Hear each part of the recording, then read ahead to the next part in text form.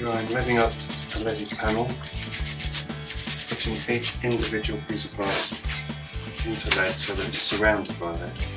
This is the construction of a leaded light, which is basically wrapping the glass with lead, wrapping each piece like a jigsaw.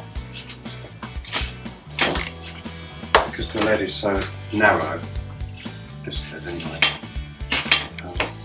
you have to be quite accurate. Cutting the angles,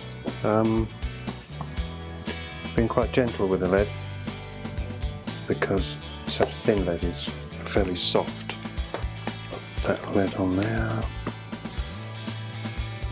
A thin lead like this, press down too hard and it just buckles. Slide that piece of glass in like so. Give it a little tap. Tease in. Pin it down so it doesn't move from its rightful place. Next piece of lead.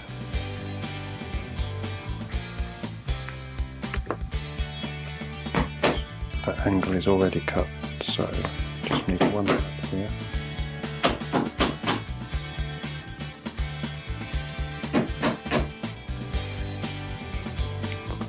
Slide that on.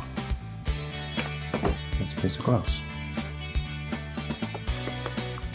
It should fit perfectly. It does. Pin it down.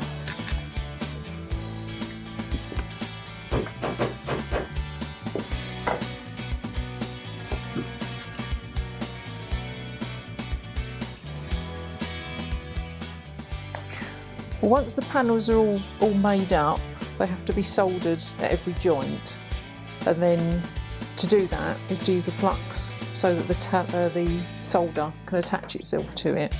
So each joint has to be fluxed with this, which is a candle tallow. Well, the soldering iron's been sitting there keeping warm, so I'll turn it now to get to the right temperature for soldering, because it needs to be about 700 degrees centigrade. So that's getting nice and wobbly on the end there, so it's liquid, so that should be good enough to solder with. I'm doing the edge joints first, just because they're slightly different to the ones in the middle, and you just get to use your hands in a certain way, so it's just quicker to do the same kind of joint in the same way. So I'll do those all along the edges,